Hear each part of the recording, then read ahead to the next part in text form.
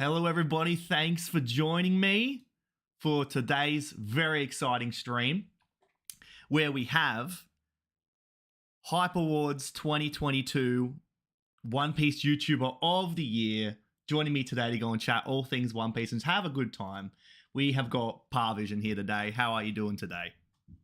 I'm good. I'm great. Thank you. Yeah, that not that I forgot about the word, but like just that being introed with it is just a whole that just feels I don't know. I'm thank you. I appreciate it. Thanks to your community, thanks to you. I love that.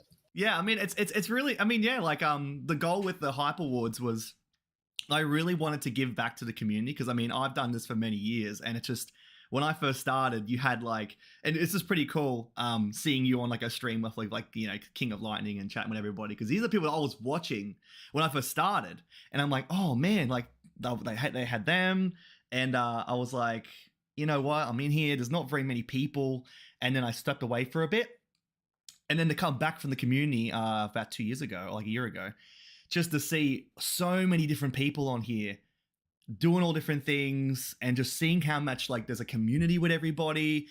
It's really awesome. And then so the Hype Awards were a way for me to just give back to people because like I really do appreciate what you do. And so if I can like say thanks and just you know show some appreciation, that was really important. And then just I thought well let's open up to the community because there's so many people out there that I don't know about and I want people to shout out to people that they know are doing really good stuff. And so when I open up the ballot just to say submit any names you want for One Piece YouTuber of the Year, best One Piece video of the year, you were there. You took out the vote, which was really cool. And I was really thankful that you know reached out to submit your video and you know just accept the award because I think it was really cool that the visionary pirates went and reached out for you. I think that's really awesome. Yeah, no, the hearing it from your side because like when I joined YouTube, I didn't know of this world, this space, and like seeing the community grow as my channel grew was something that was really interesting. And like hearing from your side where it's like you know you're here and then like all of a sudden there's all these new faces. It's only going to continue as you know One Piece and gets towards the last saga and then it's gonna revive once the anime gets there. And so when it comes to like what you did with the award channel thing, it's something that I think like you started it at like probably the best time because that's what a lot of people are going to need, right? Because back in the day there was like King of Lightning, there's Brago, Rogers Base, but in a year there's going to be so many names you won't even be able to remember. And some people, you know, it's not that like certain creators are good or bad. I think everyone's going to be amazing and there's going to be certain pockets of like I follow these 5 people, 7 people, 12 people, however many. And that award thing is like something you see like on Twitch stream awards, right? But the testament to it is like there's not like a niche like this that like warrants having like a singular niche award kind of thing that like one day I hope Oda like tunes in. You know what I mean? That I'm hyped for that. I'm hyped for that. You found the hype. I mean, yeah. I mean, I like I saw the little little clip of Rogers Base saying that he does check out people. Like he kind of looks at what the community's doing. So I don't know. Who knows? That'd be pretty fun. But yeah, it's just there is honestly not a community like this. And I just am so excited that like the crossover is huge. Like when I first started, you had your Rogers Bates and King of Lightning, and they had their own. They were like up there on their own sort of, kind of you know, they were up there in their own sort of plane. And then we kind of just watched on. But now it's like there's like such a crossover and overlap where people can just chat with anybody, and it's so interwoven, and it's really and everyone's so accepting. Like everyone's so just welcoming. And I want to welcome all the visionary pirates that are here. And let me just say, we have just managed to have the very first like member of we got the very first membership for this channel in the stream. That is I'm overwhelmed. And the very first donation as well. That so is this one of the visionary pirates that just dropped into the stream and just taken over? Is that him? Terrible TJ's dope, and he couldn't be any doper, but he has a Lupin PFP, so like Mm-hmm. shout outs to Terrible TJ, Yeah, definitely so goat. thanks for that. Honestly, you've made history for this channel. This is the very first donation and the very first membership. Like, oh my god, and that's just a testament to the Visionary Pirates and how just welcoming they are. If you have any questions, throw them in the chat. We'll go and answer anything. Oh my god, he's oh my god, what? No, stop it, stop. It's too early in the morning for this. I'm only halfway through my coffee. Oh my god. But yeah, if you guys can't tell from his accent, it's 9 a.m. for him, so this is a good morning for sure. I don't want to throw Jogo under the bus, but she did request to have a sleep in, I believe, or you may be just too No, no, nice no. to give her a sleep in. Yeah, I felt bad. I felt bad, but you said 9 a.m. is my One Piece stream time, so I'm like, all right, that's on you. Hey, I mean, yeah, like I'm up here, I'm getting it done. I mean, no, you know. Um, but is so you've been a hop you've been doing a bunch of stuff. You've been hopping every time I see you. You're hopping on different people's streams. You're hopping and skipping around the place. Yeah. Is there anything on your mind or on everybody's mind that you've kind of found going into all these sort of different streams, maybe in regards to the latest chapters? Kind of like, what's the number one thing that's like in your mind right now from One Piece moving forward? Huh. That that's an interesting question because it's like, yeah, I hop into everyone's streams because like that's the most important part of the community, right? I like, as a creator, it's like, even though creating, it's only sustainable because I continue to create and it becomes a cycle and Mm-hmm. whatever. Yeah. But you know if that ended up being my end all be all, I would burn out so quickly. And it's like I almost get energy from going into the streams Yeah. and like hearing the conversations, looking at the chat. Mm-hmm. And I personally, I try my best to do as much as that on my own stream, but it's so hard to keep up with all the chats. Mm-hmm. So like I like interacting with all the people Yeah. in like various streams, and that I think is like, you know I have my own ideas, I have my own theories, I Yeah. have my own preferences for the story. But at the end of the day, there's a reason why you and I are talking, and the Yeah. story transcends the entire planet. And Mm-hmm. and so you asking that question, it's like it is a perfect thing because especially the I like to make videos that are completely like, if it's not related to the current chapter, I don't care. I'll just make it. Yeah. And I like making things that if someone says something in like one of those chats and then I get into like a little like a keyboard warrior moment Yeah. type of thing. Yeah. And like I get motivated, and then I like there's a few videos, I can't remember which ones, but like Chrissy Choi, Randy Choi's wife, Yeah. she was saying something, I forget which video it was, but I had this video idea for so long and then it was backlogged, and then because of that I was like, all right, I'm putting this out like tomorrow. And so that's what usually happens in the chat, where like someone will end up like saying something, or I'll hop in a stream and someone will say something specific, like Morge, I remember. I forget what, I think he was doing anime review. And so he was just like, I'm so excited for rocks. Like, I'm so excited for all this. And I just made my Fraud Valley video. And I'm like, this is exactly why I made this video, because if people have the wrong expectation for rocks, then when he gets revealed, then it'll be a huge letdown. And so what I like to do with my, especially you can see in my recent videos, is I like hearing how people think of characters, and I want to share my perspective, especially if it's different, because when it came to like Shanks and Garp in the recent chapters, not that I was alone on the Shanks train, I was more alone on the Garp train. I know there's a lot of supporters, but in terms of what there was to back up the thought, right? It's like you could only say it was narrative. You could only say, and then we got proof, right? But the thing is, it's like that narrative is so important. One Piece is like 90% narrative. Yeah. And so for me, especially right now, the huge focus is bringing back that narrative focus in like, hey, like, we're getting a bunch of flash, well, it's a manga, so we don't get flashing colors, but we get a lot of colorful, imaginative scenes. That's right. But you can't forget the words that Oda is using, and that is the focus. And I know that's boring from reactions and streams and whatever, but like, for example, Garp, I've been on a few streams, and there's like we only get so much of Garp, but like you can take those, like maybe if you put all the manga panels together, maybe less than a 2 minutes worth of reading, Mm-hmm. and you could make a 45-minute video, which is what I did. And the Uh-huh. point of it is like that narrative thing is so important for the last saga. There's so many narrative points that Mm-hmm. are lost and forgotten, whether they were pre-time skip or not, that I want to bring to the forefront, because you know I think that's what Oda really focused on. The fact that like Captain Morgan, right? Mm-hmm. That was something nobody thinks about Captain Morgan. But I tied him to Garp because Garp is this Marine man, and then the first Marine man that we got shown was Morgan's, and it's like this dichotomy of what the Marines mean, and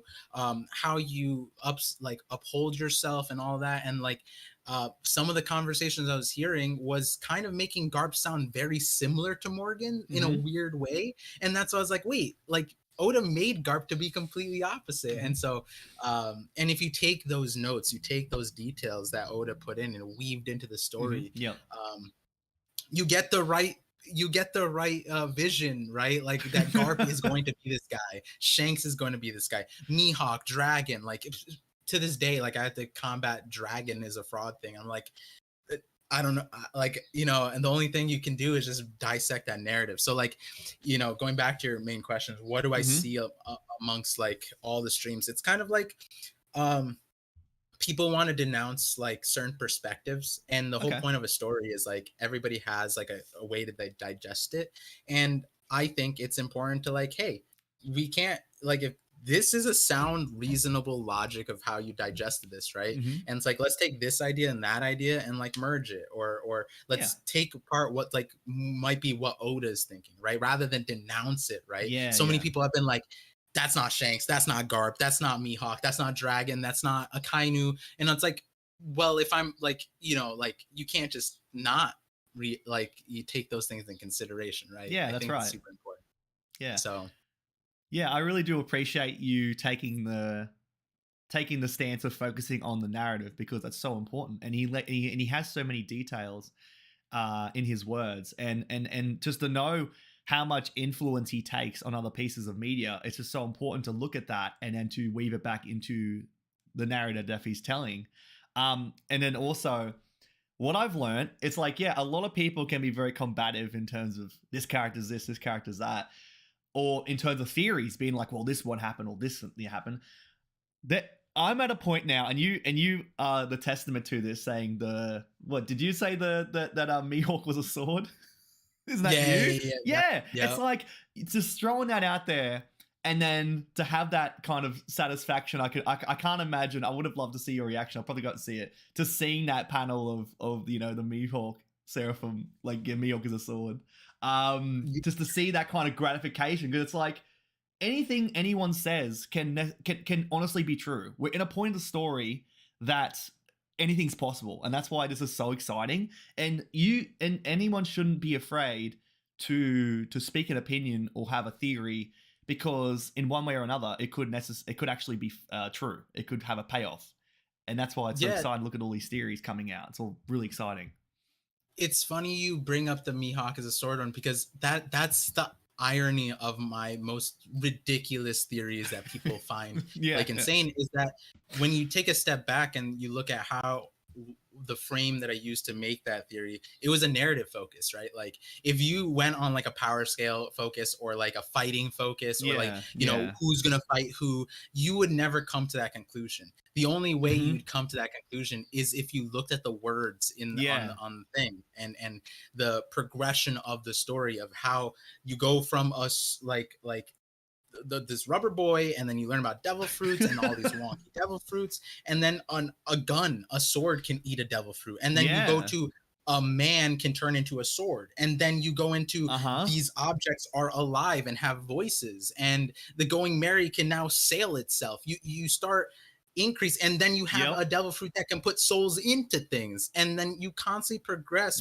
And the whole point of that original Mihawk as a sword video was like, I wouldn't be surprised if we see more foreshadowing. And that, you know, that panel in the live reaction, I gaslit myself. I was just like, I was looking at it and I was like, because I didn't scroll down to see him have Mr. One's fruit at the time.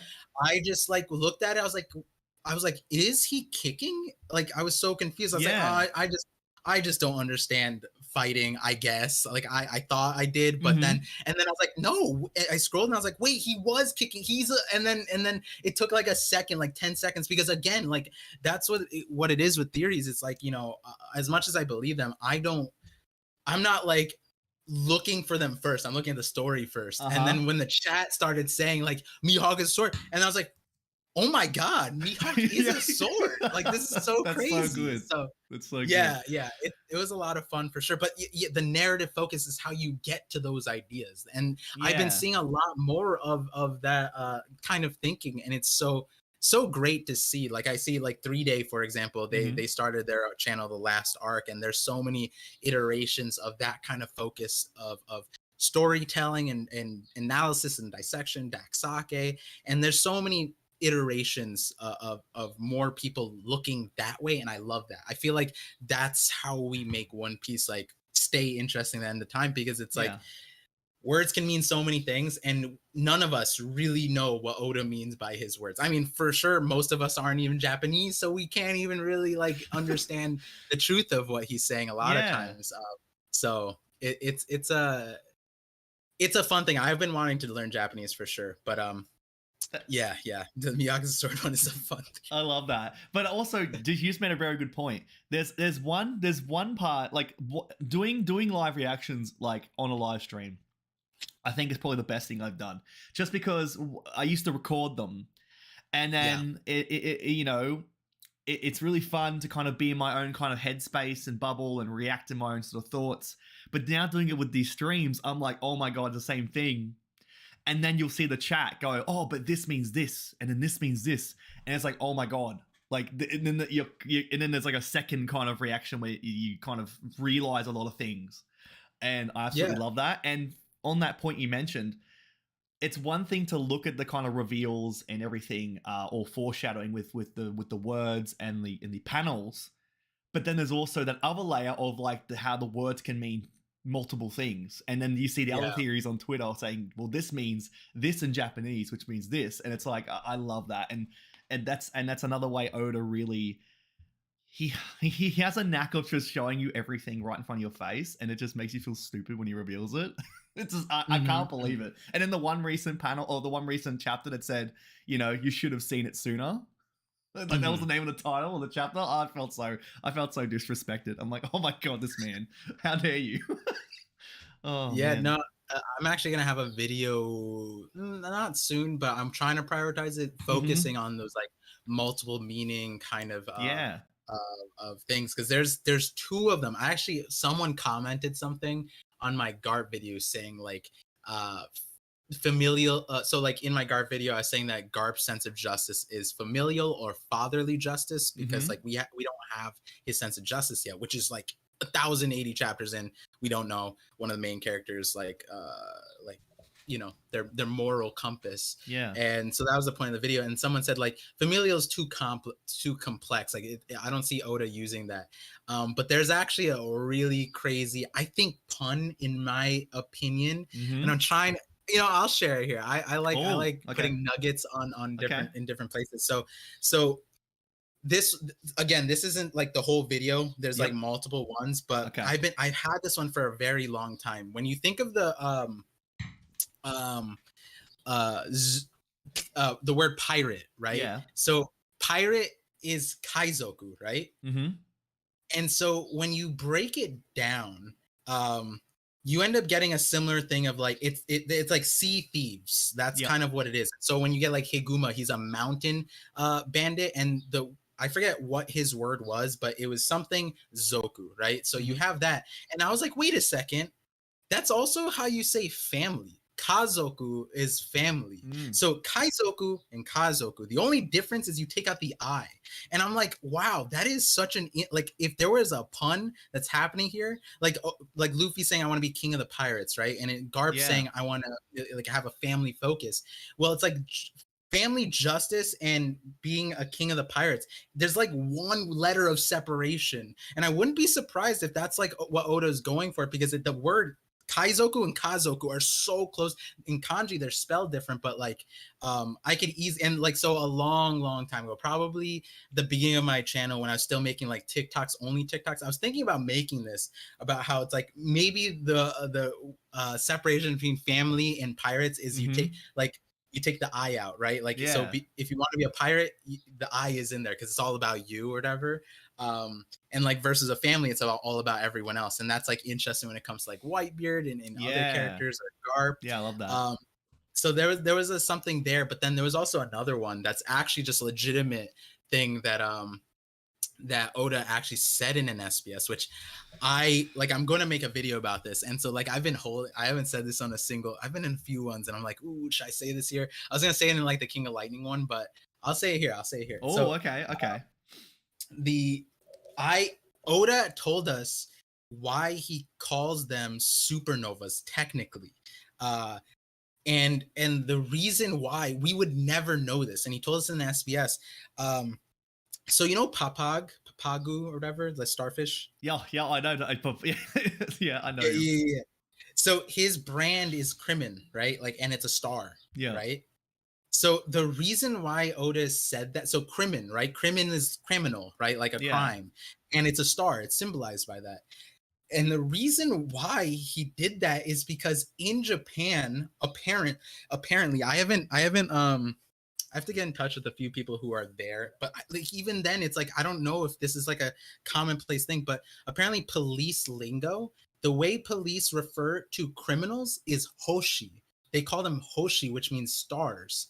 And I was like, wait, what? And like Oda put that in SBS. He says, yeah, police call criminals stars. And so then if you take that back for One Piece, that would make sense that pirates are criminals and they end up being supernovas and they're each a star. And like I'm gonna put that in a whole set of context because I think in my Sun God Orbit video I was alluding to a future video where there's so many star terms where even criminal, like even that is as a thing. And why Oda called the pirates stars is because that's what they do in Japan. I'm like, whoa, that's so cool. Or supernovas. That so like there's like 3 or 4 other puns like that where it's like it's just we would never really know that unless we were Japanese technically, right? So but like if you do know that, I'm like it gives you a different perspective, right? Like it's like now the Gorosei, right? The Gorosei are all now like, I wonder what that means for them, right? Because they're not stars, they're planets, but they're celestial beings. I wonder how that plays into this. So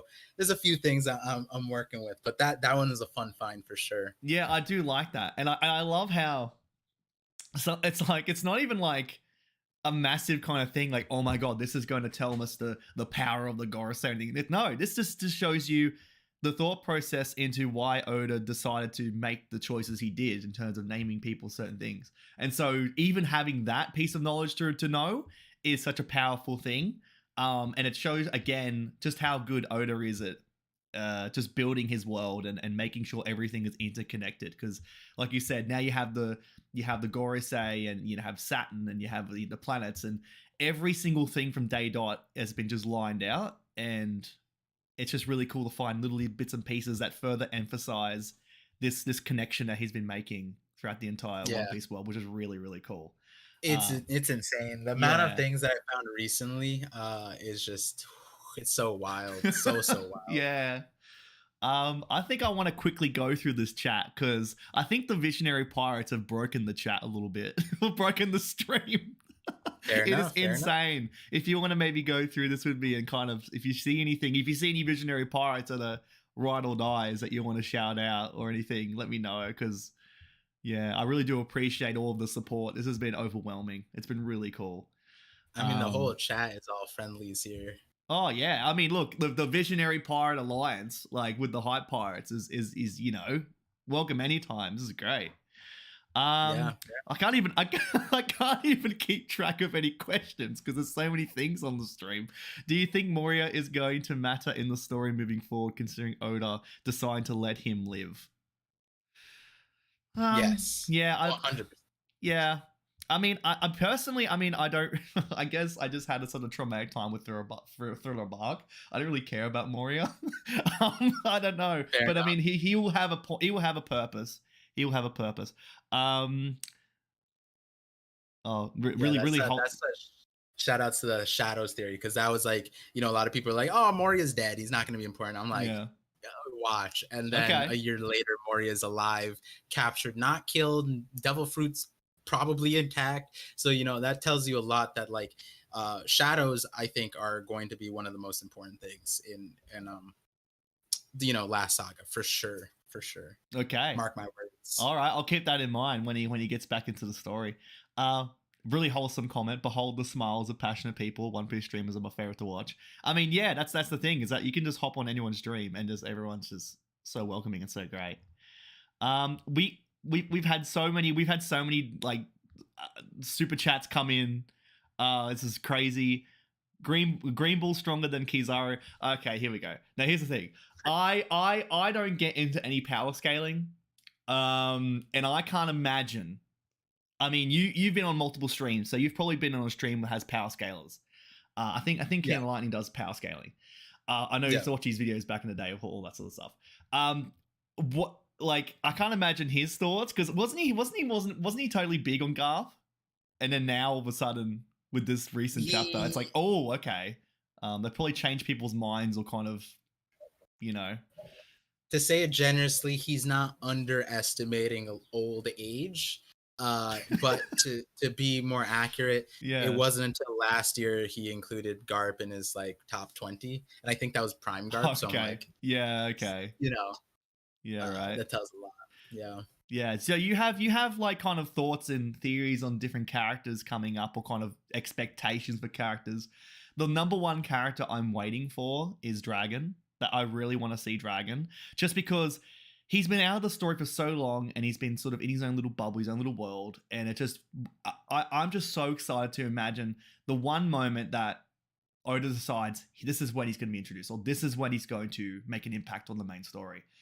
Right. What is your, I guess, expectation for Dragon? Do you kind of have a thought he's going to be this way, he's going to be that way? Is there anything maybe that's not commonly said that might be, something to expect with him, kind of?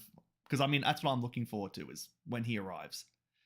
Yo, Dragon is my main sauce, let me tell you. Okay. Yeah, like from the beginning, my very first videos, well, the first TikTok was about Luffy. I still want that power to happen. The second one was Garp dying potentially based off of a cover analysis, whatever. And then the third was Dragon Garp, just over and over again, leading into my elemental hockey video, which basically has been a thought that I've had ever since I was like a kid, that Dragon does not have a devil fruit. And it, especially now in hindsight, it's like, it just makes sense, because Shanks no devil fruit, Garp no devil fruit, Mihawk no devil fruit. Yeah. Like, so these characters that we've saved that are at the top of their respective worlds are all devil fruitless. And so hockey is like, it just makes so much more sense to make the bread and butter like be hockey, especially right now after we got the Onigashima thing. So I think that in terms of going back to what I was saying, the narrative focus, right? If you go watch my Shanks video that I just posted, and then the Garp one, it paints out a narrative focus that like these characters have this kind of resolve, that they are fighting an enemy that isn't tangible. Their enemy is like the future. The enemy is like the boogeyman of the future. We don't know Shanks's enemy. We don't necessarily like Garp's enemy is like anybody who essentially threatens like family, right? Like he'll stand up anytime that happens. And so in that regard, you look at characters who have this kind of resolve that is just super foundational, right? In Shanks's case, he literally in the story basically said his enemy is the future. In Garp's case, he like almost word for word told us that like family is like the most important thing, and it's like family, future, that's a very foundational subject. And so when it comes to Dragon, the foundational thing that we all have to agree to, especially at this point, is freedom, right? Like if And so if his resolve is backed by the ideals of freedom, then he is going to have probably the most absurd levels of hockey. And I was saying on the King of Lightning video that I even got him to acknowledge that Dragon might end up being stronger than Shanks and Garp.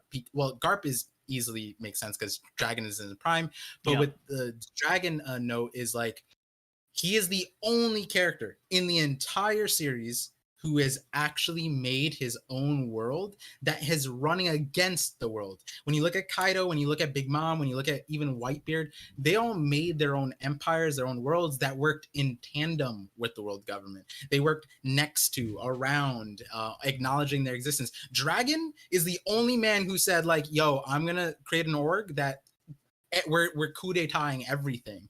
And that is bar none one of the hard, like the last saga is doing that, right? So if this guy has been doing this his entire life and Luffy is only now doing it, then that should tell everybody that Dragon is going to be insane. And what's ironic was when you asked me that question, my artist sent me the thumbnail for my next the Dragon thumbnail. It's crazy looking. I almost want to send it to you so you could blind react to it. Actually, I actually I mean, is this like the same person? I mean, I saw the art for the Garp one, and I was like, oh, that's sick. I love the Garp arc, and I mean, that's the thing is that like I'm so excited to go and see, like he has been my number one guy to look out for. I mean, Shanks is my number one, and I mean, like seeing what happened with Kid, as if you would have seen my funeral for Kid. Oh yeah, people send it to me. Yeah, 3 days later. Yeah, I just, as soon as he announced that he was gonna fight him, like, oh, this guy's dead. And so I thought it'd be really funny to that funeral. To see that happen, the gratification in that was so funny. It was, oh no, it was over the moon. It was because I hide away from spoilers. I hide away from everything. But I was like, that's weird. The comments on my Kid funeral are going off, and the engagement is going off in the last 24 hours. That's interesting. That was really funny. Oh, you sent it to me, did you? I sent it on. I figured if I sent it on Discord, it would mess up your overlay. So I sent it on Twitter. On Twitter, yeah, that'll be fine. I'm gonna look at it now. All right, here we go. Yeah, don't tell them details, but like tell them how you feel about it. Okay, all right. Let me see. All right, here. There's because you doubled down. Like I think you were the only creator that like made like Kid dying, right? Like oh, you saw it now? You saw it now? Yeah, okay. I love that art. That's really cool. You should shout out whoever does the art for you, that, because that does really cool art. That's really cool. Yeah, there's so much behind it, but like the essentially it's like everything that's setting up right now. Like if you think, you know, we should ask you, since you first saw a Kid dying, like Garp possibly leaving the story, it's like that's one way to set up a Dragon meltdown, right? Not a meltdown, but you know, like you mess with Garp, you're probably getting the Dragon. Like, I mean that's the thing, isn't it? It's like there, you know, family has there's like such an overlap to where it's like, you know, you have Luffy being a pirate, and then you have Garp being in the Marines, and you have Dragon being his own thing, and it's like you all have differing kind of perspectives on life, and you're going on your own path, which may directly be against what I believe in, but then it's like family that's like written underneath. And so I can't imagine like if something were to happen to Garp, that there would be a reaction from Dragon, despite the fact that they're in totally different opposite sides. I just find that'd be really fascinating to see that. And yeah, if I'm just waiting to know what is that one pivotal moment where Dragon's going to make that move, and that definitely would be that. And that's the thing I'm looking forward to, is like, what is going to be that big moment, because it's going to be huge. I think, like, you know, you were asking the big moment earlier. I don't think I got to that part. You know, I think like Garp, right? Garp had the sense of justice. He operated in a certain way, and then he held on to that at Marineford, and then he lost Ace. And I feel like he learned his lesson here. He said, like, you know what? I don't care if it's a Yonko. I'm taking him out for Kobe, right? And so when it comes to those like being morally stubborn, I guess, is like there's an ideal world and then there's a reality, and like you don't have to betray your morals to enact like to adjust to reality. And I think Dragon has already shown that, right? Because originally he was a pacifist, then Ohara happened, he changed, and then we see something else where it's like Dragon doesn't ever interact. He doesn't ever interact. And Ivankov kind of tells us like a few lines saying that, and I think Ivankov, when they said this, it was kind of a way to overlay revolutionary ideology, which was that instead of giving people power, and it's better to empower them and let them take their justice into their own hands. That's kind of what Ivankov told us. And so we do that, we go through that, and then enter Sabo. Sabo is extremely powerful, Flame Emperor, and he's being proclaimed a hero, and he's getting things moving. He's sparking the agenda, the revolution. And there you see like a dichotomy of like, you know, Dragon versus Sabo, and they're both doing the same thing just in different ways. And you almost got to ask yourself is like, I think you can understand that Sabo's probably not doing it wholly correctly. Why? Because he's younger, he's naive about the powers of the world. Clearly, as he probably saw when Lucy got deleted, he's like, yeah, I got to be more careful. And then on the flip side, we see Dragon, who's almost like overly cautious and kind of like planning. And it's like at a certain point, you have to act, right? And it's like that acting point is probably going to come when either Garp or Sabo, their lives are threatened and something like that. There needs to be something that Dragon realizes, like, I can't wait anymore. Like, you know, we were talking a little bit off stream about being a perfectionist, and it's like you can't wait for perfection, right? No. Sometimes you just gotta go, and then the things fall into place, and that's where Luffy comes in. Luffy's like, I have a plan. That did not happen, but it's fine because I'm Luffy and I got my crew and they're gonna back me up. And that, you know, at the end of the day, that's a realistic view of the world. You can't predict everything, but everybody tries to do that in the One Piece world. Even like Blackbeard tries to do that too. And I think that's gonna be where he falls. I think Dragon, and then you need that like spontaneity that Luffy brings. Luffy's that chaos when it's like it's not necessarily blind spontaneity. He amassed like friends that he can rely on. There's so many values behind what Luffy's done that makes what he does make sense, and ultimately comes down to him being able to convert anybody into allies, right? So like that's immensely helpful. Like when you need help, some random person who you interacted for like a panel opens up the gates of justice for you, and they're like, go Luffy, my friend. And then we get an amazing character named Bon Clay, right? Like, he interacted more with him, but that's essentially that character, right? It's like you interact with people as if they're friends, family, whatever, and you would be surprised how much they give back to you, no matter, like, just randomly, just for being a good person, right? Yeah. So I think that's where it comes to. Blackbeard isn't a good person, so he's not going to get that. But Garp, if Garp dies, the whole world is coming. Like,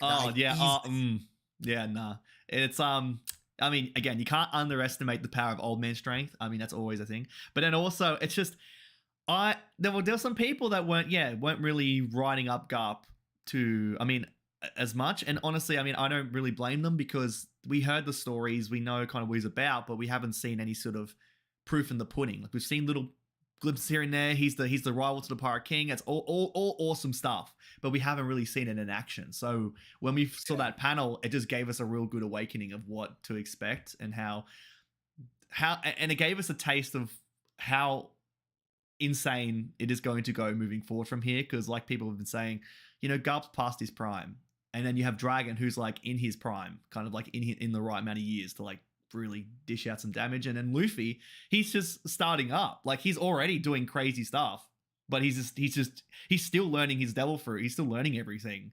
I just want to say, if anyone has any questions, throw it in the chat.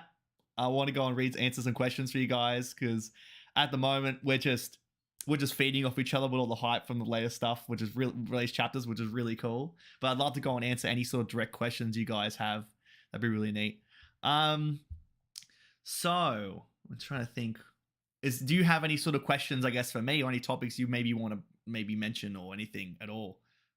I mean, I have a particular agenda right now. Okay, but all right. how much time? Oh, we have a little bit Yeah, of time. you got like 20 minutes or so. Yeah, we've got time. Yeah, it's fine. Yeah. I do want to just shout out Lord Vegeta. He's a homie. He's super chat at the beginning. Yeah. He's like, in our world, the earth has a finite limited amount of water. It's also controlled through the rain cycle that recycles it constantly. And then he says the One Piece world is different. The water seems to constantly increase. I don't know if you guys know about tectonic plates, but what if the core of the One Piece world is ice and water? That would be crazy, honestly. Huh. Okay. Is this another one of those thoughts that come through? Like, all right, I better work on this.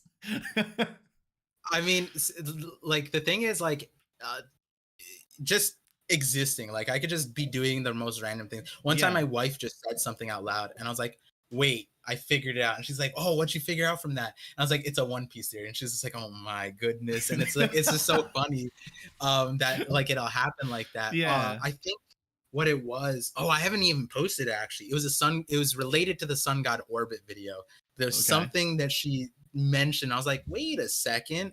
I think I figured it out. And it was just based off the word she said. And like, yeah, like when it comes to that, what Lord Vegeta said, I wouldn't be surprised if Oda does some crazy world. Like there's a lot of mirrors of real environment, like whatever, meteorology, like the earth sciences in the One Piece world. It's pretty like, it's taken to an extreme, but it's based in reality, like down to dance pattern. That's a real thing. Like it's explained exactly how it works in our world. And so if Oda were to do something crazy, like make the core of the world ice, I definitely do end up like, my mind does go racing. But in terms of like questions specifically for you, relating to my current agenda, I'm trying to like, I just posted a short about it. So I was just curious. Okay. This is I think it's gonna get posted tomorrow. I saw in an SBS, it's chapter 629. Oda said he gave us the justices of the admirals, Kainu, Aokiji, Kizaru, and at the end of it, and this was in the midst of Fisherman Island. In the end of it, he goes, there's specific events in the One Piece world that happen over the 2 years for the Navy that I want to draw. I want to like get all the details out about. And I was like reading that, obviously in hindsight, I'm like, has Oda done that yet? Like we know, like, you know, afterwards he showed us Aokiji and Akainu, but we don't really know what happened to Punk Hazard. Like, was that later Logio? We don't know the fight. We don't even know how he lost his leg. We don't know how that fight went. And there's like, and then also Fujitora and Green Bull, like they joined the Navy through a draft, which we don't have any context. And I'm sitting here, I'm like, wait, did Oda actually, like, does he still want to do that? Or is this something that he has put off? Like, and I'm wondering, do you think that Oda might like give us like a 2-year time skip flashback for the Marines to like contextualize everything that's happening right now? Because I have a few ideas. Yeah. I'm trying to think of how he would be able to do that. That would make sense. Because I mean, I know that like the cover stories only show you a glimpse, but then it's like he could show a single cover story that has like the draft or something. So and so has been drafted or picked as a thing, like a new admiral. Yeah. It's like, okay, but you could show, I guess, one kind of cover page at a time to show different parts. But in terms of showing it over a span of time, I mean, Oda does tend to go and show a bit of a flashback before a main character has a big moment. So there could be that. And then also, I was going to say there's like a movie, but it doesn't really make sense to show like those sorts of events happening in a movie. It doesn't make sense. But yeah, I mean, he would definitely have that planned out. He would definitely have that all planned out. Like, I don't doubt he would have that. So the question is he going to show it to us? Yeah. Right? Like, and I think it, like, you're right, it is planned out. And I see like Terrible TJ saying like, I hope part, right? And what you said is important. Before an important character reveal, so what I'm thinking is, I think I might have figured out what the Navy draft was, and that's, I Okay. won't mention that here. Okay. But that one is, I'm so excited because like I think Oda actually told us what it was through a video game. A video And that's it, just game. yeah, through it like obviously it's a meme, but I know that when I put out this video or theory, people are gonna immediately rush to that, like, oh, so you're saying that this was like a teaser, and I'm like, yeah. But the on the other side of it, so it's more relevant to the recent chapter, is I think before Aokiji, like right now we're kind of like, is Aokiji sword, like what is Aokiji's state, like Yeah. why did he join Blackbeard? I think that when we'll get the Punk Hazard flashback when Aokiji reveals his true nature. And right now I'm leaning towards uh he is a part of Sword, probably like super deep cover. Yep. But the reason why it's he's in this situation where he is because it was an agreed upon situation between him and Akainu. We don't know the actual fights, right? Like the Yeah. Jinbei told us the story, but we even seen recently, like Jinbei told us the story about Kuma. That's not the truth, right? Like, so when it comes to these perspectives, how perfect is it that, yeah, the Navy told us that, or told the world that Aokiji and Akainu fought, and Akainu ascended Fleet Admiral, and Aokiji left, and that was so detrimental, blah, blah, blah. Like, that's a very public news output that is a perfect cover for an admiral, an ex-admiral, to gain trust of a potential Yonko Blackbeard. And Yeah. like, how do you refute that? Like, he lost a leg, he left the Navy, Akainu is Fleet Admiral, so it's like, then you're just like doubting the fight. Well, then there's also Punk Hazard. You could just go to Punk Hazard and see, like, no, they actually destroyed the island, turned it into a giant donut, fire and ice.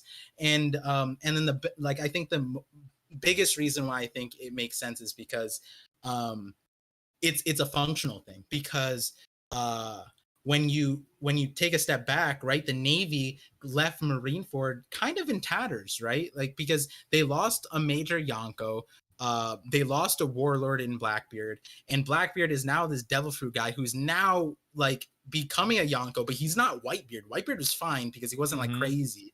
Blackbeard is crazy. And so now, like, and then after at the end of the Marineford, you get the notion that Blackbeard is like going to instigate a fight. Like, he was fighting Sengoku, fighting Garp, he was like destroying things. He's this crazy menace. Even the Gores, they were mentioning the problematic nature, and it would only make sense that the future Fleet Admiral would put in place a system that would counter it. And I think that's where Aokiji comes into play. This giant, like, and maybe my biggest question is, does Akainu know? And I think Akainu does know. I think Fleet Admirals are privy to more knowledge than anyone else. But also, we saw that in Sabori, Kizaru, as an admiral, knew about Sword. He knew that Drake was doing some recon work for a certain organization. Obviously, we didn't know about Sword's name then, but then we get that light that Kizaru is there, and then or in the know. And so I wouldn't be surprised if Akainu or the admirals know about Sword, and it could be this overarching thing, because at the end of the day, as much as of a world government lapdog that Akainu is, Akainu doesn't like the Susu dragons, right? He doesn't like the Gorosei. He doesn't address them in a positive way. So I wouldn't be surprised that they have different senses of justice, but he could have his own way about going like towards it, right? Like, it might have been like, I'm better as the face of the Navy right now, and if you want to do what you're doing, go do it like undercover. And I think that might be the flashback. It's like a crazy thing, but I think that's like a perfect reveal for what Aokiji's doing. To have a giant admiral fight be cover to go undercover with Blackbeard. I think that'd be an incredible setup. And I mean, Akainu is the perfect guy to be like. I mean, you said he's like, he's not positive. Like, he's not positive toward this person, towards the Gorosei. He's not positive. Period. He's just like such a menacing guy that he could be put in this position of power, and it's like, if he says what happened, it happened. Like, he's gonna say whatever he says, and it goes. So he's the perfect person to be put in that position to go, yep, this happened, we had a fight, yada yada, to cover. that sort of thing, because someone else may be a bit suspicious. Like, I don't know about this, but he's just so stone faced that it could actually be a pretty good cover. Like, I wouldn't be surprised if in a flashback we see like Aokiji and Akainu having dialogue. Aokiji tells him, "Yeah, I'm the one who set like Robin free." He admits those things, and like, you know, when you think about, and I'm gonna do a video on like sword, what it means, what kind of characters fit in, and when you really think about it, Aokiji would not be able to be a sword member. He's too him. You know what I mean? Like it's the same thing with Garp. Garp, in my opinion, like he fits sword. And Randy Choi was mentioning like he likes the idea that Garp was the inspiration rather than particularly like him being the leader or him being in sword, because at the end of the day, sword are they're spies, right? Like Kobe and Drake were like having midnight phone calls with each other. I don't see Garp doing that, because he's just sitting at Water 7. He's like, oh yeah, your dad is dragging the world. He couldn't keep that like under wraps, right? How can you have this dude in this covert operation? And so like, you know, that aside, it's like Akainu's the same way, right? Like Akainu would look at a situation and be like, you mean to tell me I have to do like listen to Blackbeard? No, I'm just gonna kill everybody, right? Like Akainu would not be able to listen to anybody. He wouldn't, like if he was Drake's position under Kaido, right, going undercover, Akainu would just like try to murder Kaido, right? Like it would stop there. Exactly. There's no covertness about Akainu. So like I think there was a mutual understanding, as crazy as that sounds, because one thing that's really interesting is a Jinbei inserted a quick line. He was just like, oh, like Akainu couldn't bear the he gave mercy to his longtime friend Akainu. Aokiji. I'm like, I was like, that's a weird way to spin that conversation, right? So I think there's something deeper behind that. I wouldn't be surprised. I wouldn't be surprised, and that makes a lot of sense. It lines up with the character of Akainu kind of being against Stoneface and just kind of, you know, he wouldn't fit into those sort of other positions, but that does definitely make a lot of sense. So you got Marshall D Preach in the chat. Oh my god, Marshall D Preach. Well, thanks for joining in. Thanks to everybody again for joining in. All the super chats, all the memberships, all the likes, all the comments. And honestly, I'm so overwhelmed. And it's honestly like I'm so appreciative and so thankful to everybody joining in. I'm super thankful for you, Pa, for joining as well. Taking time out of your busy schedule, making this happen. I really do appreciate it. Yo, thank you for having me, and thank you. You thanked me for me doing what I'm doing, but I'm thanking you because, like, at the end of the day, this is what I want. I want more and more people to start making videos. I don't know if you heard in my King Recon stream, I said that my ultimate goal is to inspire. Like even if you don't make a video about One Piece, even you don't become a creator, like that's not what I'm saying. Like what I want is for everybody, when One Piece ends, even then, for everybody to, you know, like what is the One Piece, right? Like that's what all of us are reading for. But at the end of the day, the story itself in our reality, it means something different for each person, regardless of what the reveal will be. It doesn't mean friends, doesn't mean family, does community, did it inspire you to work a certain way, career, whatever. I'm sure thousands, millions of people have a different feeling. And I want to at some point like put out a cold call, just like everybody should make a video saying what the One Piece means to them. The reason being is because one of the saddest realizations is that you and I we got into this call, you start live streaming, you get super hyped, the conversations, Marshall Preach knows about that, I know about that, you know, every creator has, even Joy Girl was talking about it, like she couldn't, like once you go to streaming, you have that, even if it's 5, even if it's 2, well, however many people, it's so much fun, the numbers don't matter. And the saddest part is Oda doesn't get that. Oda has been writing the story for 25 plus years for us, doesn't get to interact with us because he knows the ending. He has his editors. He can't, I don't even know if they all know, but he has his few friends that he's told. And it's like he doesn't talk to them all the time. So he is missing out on the thing that all of us gravitate to, the reason why there's so many people supporting you and your stream, Mm-hmm. on a Sunday night, Yeah. Monday morning, Yeah. depending Yeah. on where you are.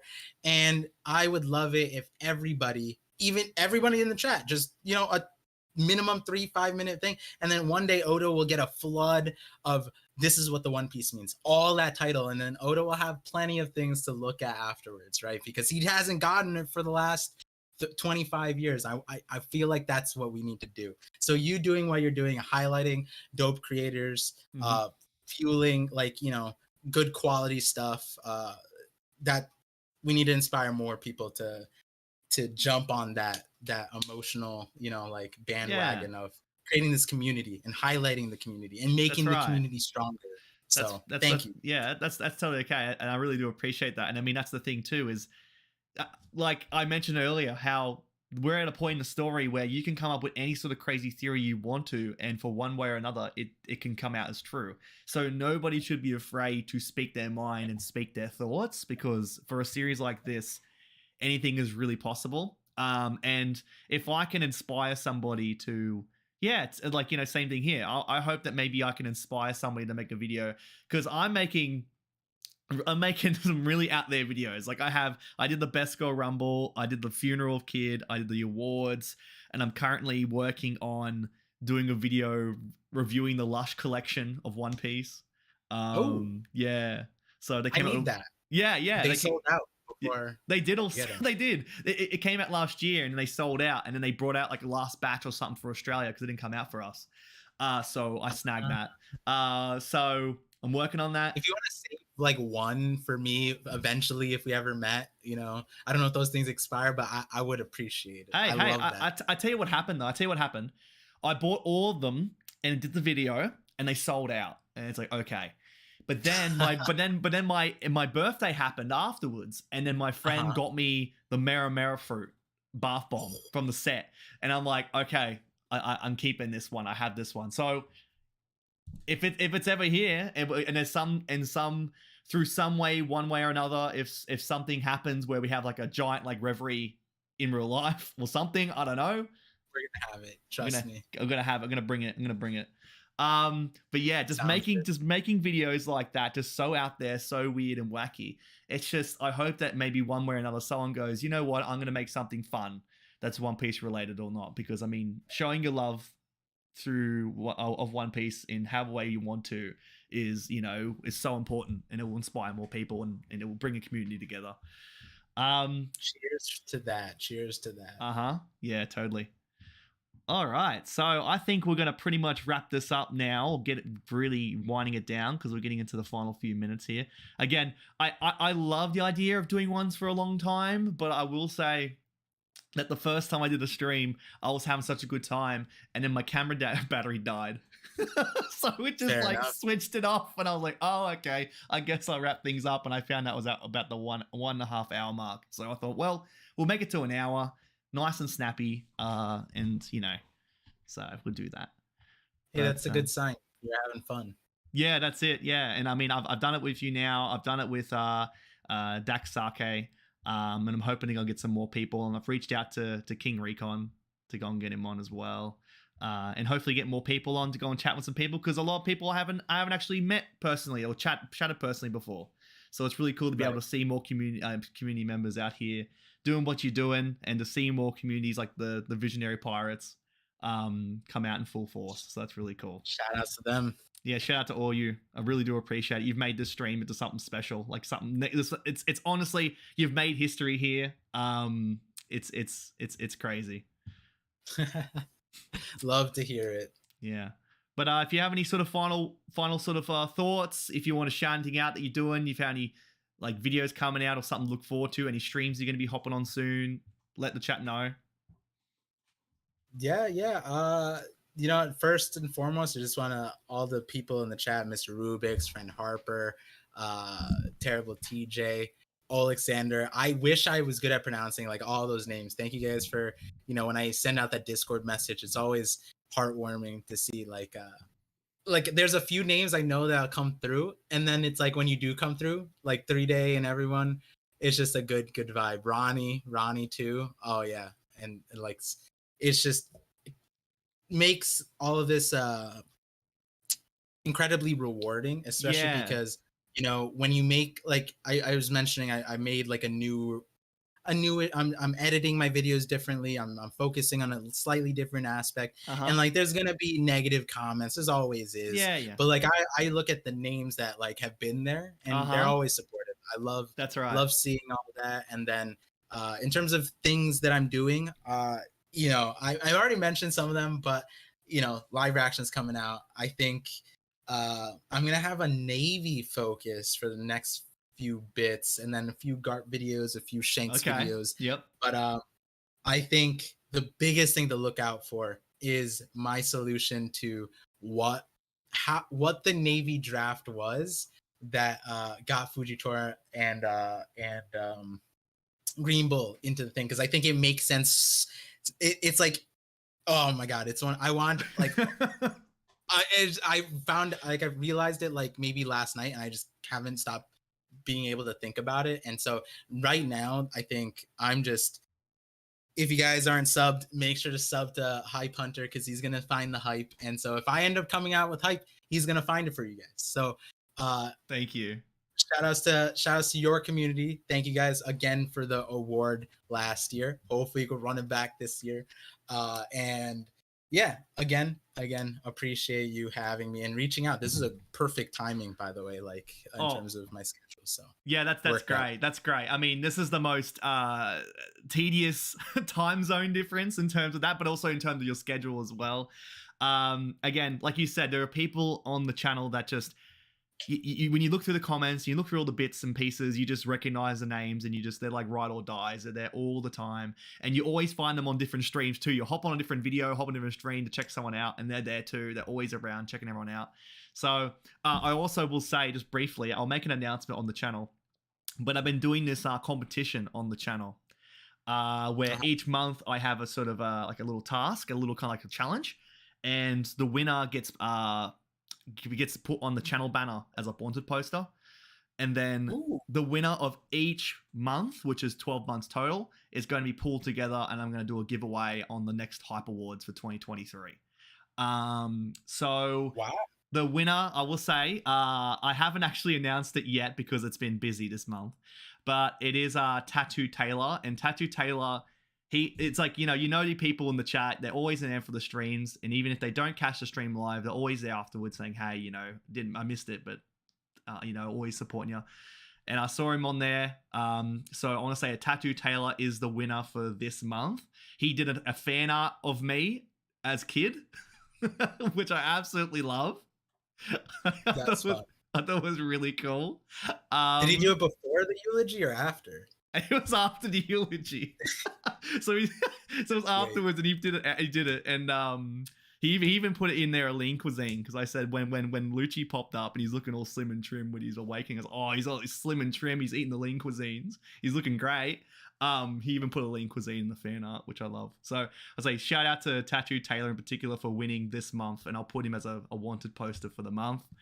And I will announce what the because it is halfway through the month. I will announce. I might even just do it now. And I'll do a post. But if anyone in the chat wants to put down your just like a One Piece themed cocktail, if you can write down what you think would be a really fun One Piece themed cocktail, it could even be a normal cocktail, but you just rename it as One Piece themed, or you think that this character represents this cocktail, make your own. Put it in the chat, put it in the comments, and I'll put a post, because I'm going to choose them, and I'll most likely have it. And I will choose the winner for the month. That will be the challenge for the month. So yeah, I'm trying to do really fun, unique challenges for each month. So that's one of them. Yeah, that's fun. Chrissy, Troy, and I talked about one on Randy's stream one time. I'm trying to remember what it was. It was a good one. Oh, so many ideas. See, this is what I mean. You just said that, and now I'm just excited. What the heck? It's like all your theory videos, and the one is like, this is a random. I mean, that's the thing with me. I want to come out with these random videos. Like all of a sudden, there's gonna be a video about me doing Lush products, and then all of a sudden, be a video of me doing cocktails. Like I just want to. Yeah. And also, I got the cookbook. I got the cookbook. So Sanji book? the Sanji book. So I'm hoping Ooh. that maybe I'll do a video with my fiance with doing recipes from the cookbook. I think it'd be pretty fun because it'd be a train wreck, but it'd be really good. But so wrapping it all up, once again, thank you, Pa. Thank you everybody for joining us for the stream. Whatever time around the world that you are, I hope you're doing well. And I'll go and see you on the next one, and you'll catch Pa on pretty much any stream you tune into. He's going to be there. He's going to be looking out for everybody. So take care, and I'll see you all on the next one. Peace out.